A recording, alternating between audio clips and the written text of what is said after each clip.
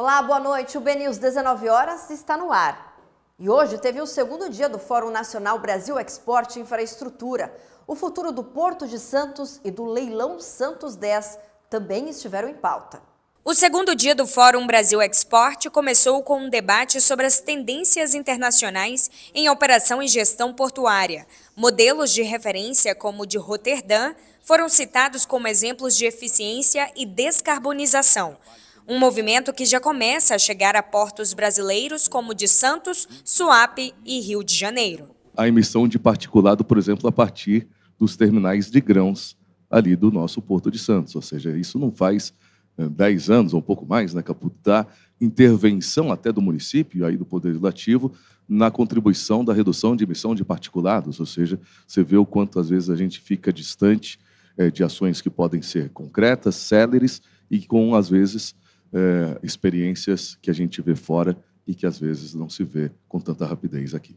No segundo painel do dia, a discussão girou em torno da competitividade dos portos e das obras de dragagem e derrocagem, fundamentais para garantir calado, ampliar a capacidade de atracação e manter o Brasil competitivo no comércio exterior.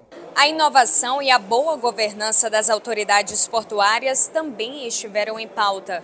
O debate reforçou a importância de modernizar a gestão pública e atrair novos investimentos para o setor. À tarde, o foco voltou-se para o futuro do Porto de Santos e o leilão do Tecon 10, considerado estratégico por concentrar boa parte das operações do maior porto da América Latina. O governo federal afirma que o processo está tecnicamente maduro e que o estudo elaborado pela ANTAQ foi validado pelo Ministério de Portos e Aeroportos. Nós já nos posicionamos, avaliamos que sim, o modelo está muito bem formatado, está adequado. Temos a plena certeza que teremos concorrência nesse leilão em qualquer cenário e teremos um leilão exitoso, trazendo aí o principal, que é ampliar a capacidade do porto e preparar o Porto de Santos para fazer frente às demandas que estão por vir. A gente entende que o leilão deve ser aberto, já que essas hipóteses de eventuais possibilidades de algum risco, elas não estão demonstradas de forma alguma, elas não estão consolidadas, então a gente entende que a participação aberta e com uma atuação da agência reguladora no seu papel de acompanhar eventuais problemas que podem acontecer na execução do contrato, ela é suficiente para a gente ter um leilão altamente competitivo e que a gente possa fazer a melhor escolha para o país, que antecipe investimentos, que resolvam o problema de aumentar a capacidade portuária, que é hoje uma necessidade e que o setor produtivo, o desenvolvimento nacional tanto precisa. Encerrando o dia, o painel InfraSG discutiu o futuro sustentável da infraestrutura de transportes. A meta é integrar a agenda ambiental às operações portuárias, hidroviárias e logísticas do país, aliando o setor à descarbonização global. A gente vai começar novas obras de expansão, já pensando na chegada do hidrogênio verde, da movimentação de amônia, com um berço totalmente moderno, totalmente eletrificado, com abastecimento de navios em questão de energia elétrica, com novos berços para gás, para alterar as termoelétricas que a gente tem hoje para gás também. Então a gente está aí nessa vanguarda, o complexo do PECEM, na transição energética, que é o futuro sem volta. O Fórum Brasil Export segue até esta quinta-feira, reunindo autoridades, empresários e especialistas para discutir os rumos da infraestrutura brasileira entre desafios, investimentos e a transição para um transporte mais eficiente e sustentável. Modernização, diversificação e capacidade de avançar investimentos. Esses foram os principais pontos levantados pelo ministro Flávio Dino, do Supremo Tribunal Federal, para o desenvolvimento do setor portuário brasileiro. O ministro falou com o BNews após realizar a palestra magna ontem, no primeiro dia do fórum, que acontece em Brasília. O STF e a economia brasileira foi a palestra ministrada pelo ministro do Supremo Tribunal Federal, Flávio Dino, no primeiro dia do Fórum Nacional Brasil Export Infraestrutura, em Brasília, nesta terça-feira. A equipe do Grupo Brasil Export, o magistrado foi taxativo sobre os principais gargalos a serem resolvidos para que o setor portuário se desenvolva efetivamente no Brasil. A palestra aconteceu no âmbito do Infrajur, Encontro Nacional de Direito de Logística, Infraestrutura e Transportes, braço do direito do Grupo Brasil Export, para debater as principais questões e os maiores desafios do setor jurídico no segmento da infraestrutura. Entre outros pontos, o ministro reforçou a necessidade da celeridade nos debates pertinentes aos marcos da infraestrutura. Nós precisamos ter muita celeridade no debate desses marcos relativos à infraestrutura, porque nós sabemos que são bilhões e muitos bilhões de investimentos privados e um poderoso efeito na economia nacional. Uma vez que num país dessa dimensão e com intenso fluxo comercial, nós precisamos de portos modernos, competitivos e que garantam uma troca intensa, justa e competitiva do mercado brasileiro com outros mercados. O ministro fez considerações principalmente em relação ao projeto de lei 733 de 2025, que está sendo analisado no Congresso Nacional e prevê o novo marco regulatório do setor portuário. O ministro disse que essa proposta precisa conjugar a presença mais forte do setor público, a participação do setor privado, a modernização e a diversificação dos modelos. Nós não temos, para um país dessa dimensão e com tantos problemas, uma única saída. E acho que nós temos experiências brasileiras que mostram que há lugar para todo mundo. Há lugar para os terminais privados, há lugar para os portos públicos federais, portos públicos delegados aos estados. Após encerrar sua participação no fórum, o ministro recebeu das mãos do diretor de Relações Institucionais e Governamentais da Portonave, Eliezer Giroux, e do presidente da Câmara Municipal de Santos, o vereador Adilson Júnior, uma carta-manifesto com pleitos relacionados ao futuro terminal de contêineres do Porto de Santos, enquanto a Agência Nacional de Transportes Aquaviários, a ANTAQ, defende que a concessão e o leilão do terminal sejam feitos com restrição em 2 fases, sendo a primeira com restrição de participação das empresas que já atuam no equipamento com contêineres. A Portonave, que opera no porto, sustenta que não haja qualquer restrição na participação.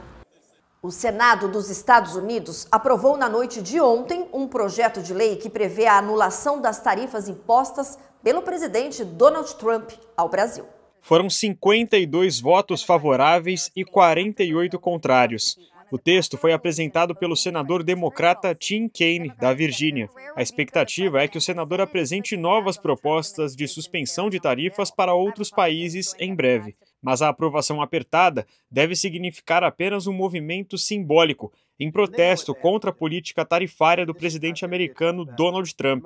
Isso porque, após a votação no Senado, a proposta segue para a Câmara dos Estados Unidos, com a maioria dos deputados do lado da Casa Branca, que devem barrar o texto. A Casa do Congresso já decidiu que nada será votado para barrar medidas na área comercial até o fim do ano. Além disso, o presidente Trump ainda poderia vetar a proposta.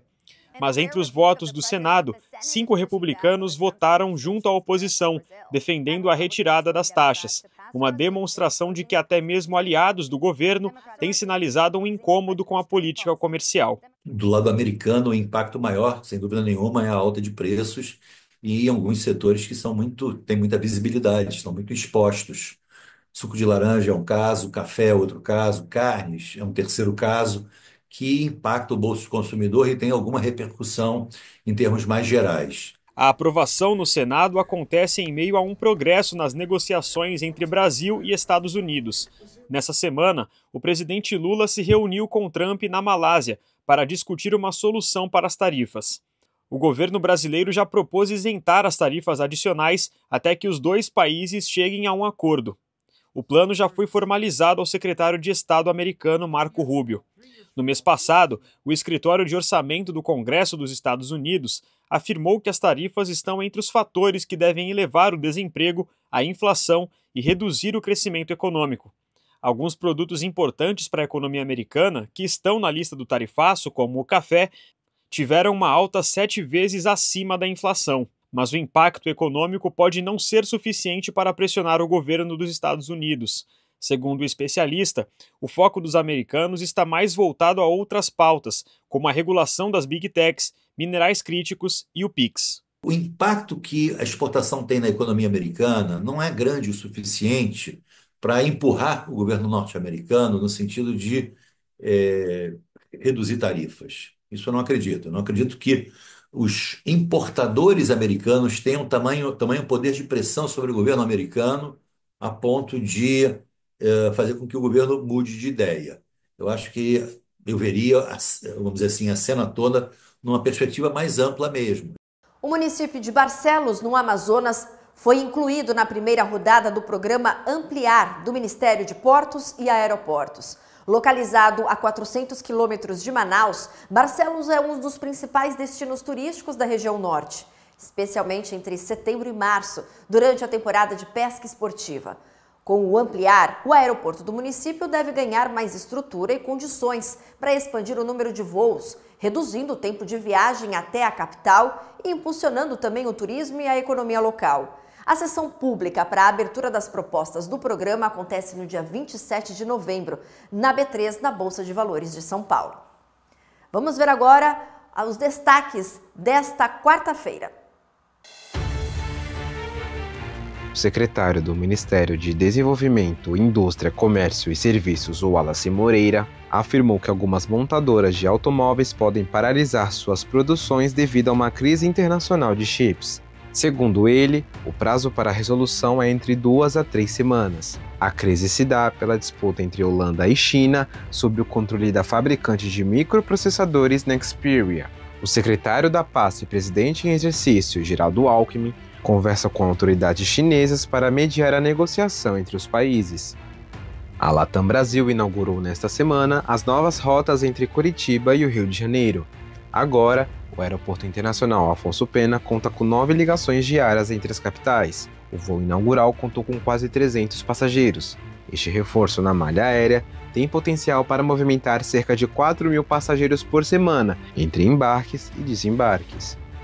As companhias de cruzeiro que navegam pelo Caribe foram forçadas a mudarem os itinerários para garantir a segurança dos passageiros e da tripulação por conta do furacão Melissa. 4 armadoras mudaram a rota de 9 embarcações por conta das mudanças climáticas. A tempestade, classificada como categoria 5, Turks, Caicos, Haiti e partes da República Dominicana. Nesta quarta, o furacão passa por Cuba, onde há registro de danos severos. A Nubank ultrapassou a Petrobras e se tornou a empresa mais valiosa do Brasil, segundo dados do site Companies Market Cap, que reúne empresas de capital aberto que apresentaram o maior ritmo de expansão nos últimos 3 anos. No continente, a empresa figura o segundo lugar, ficando atrás apenas do Mercado Livre. Em escala global, a Nubank está como a 40ª maior empresa do setor financeiro.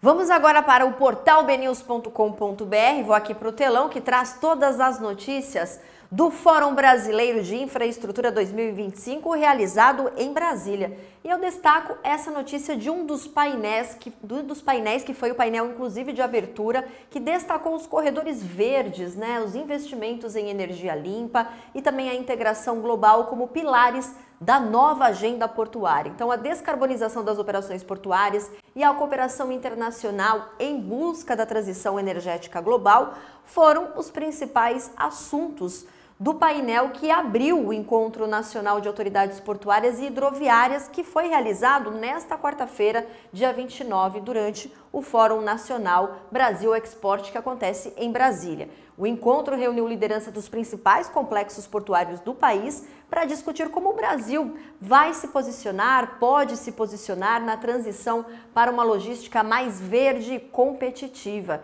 E a gente fala aí de ODS, de várias ações, de vários projetos relacionados à sustentabilidade, está aí um dos assuntos do fórum.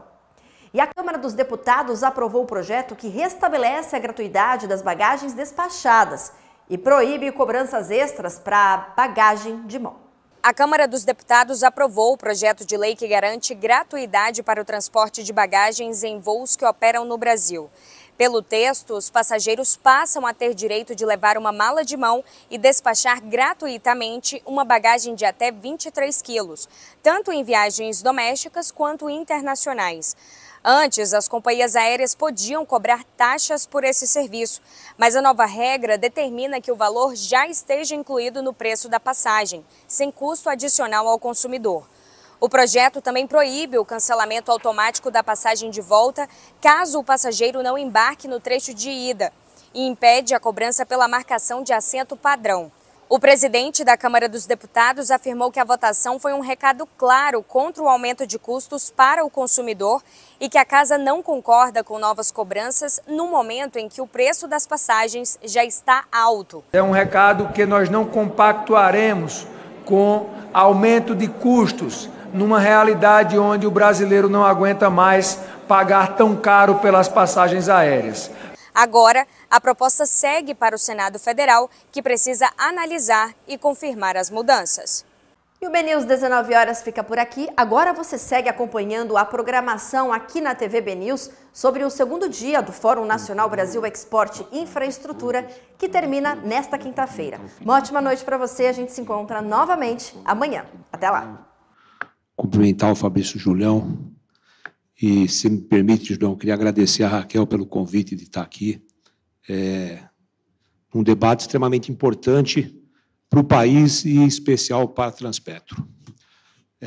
Antes de falar um pouco do que a Transpetro tem feito no sentido de reduzir a emissão de gás carbônico nos navios, nos nossos terminais, eu sempre gosto de começar com uma frase da presidente da Petrobras, que eu concordo com ela. Não existe transição energética sem o petróleo. Quem pagará a conta da transição energética é o petróleo. Portanto, se a Petrobras hoje busca renovar os seus campos para a gente continuar tendo petróleo no país, é justamente para a gente poder ter recurso para financiar a transição energética.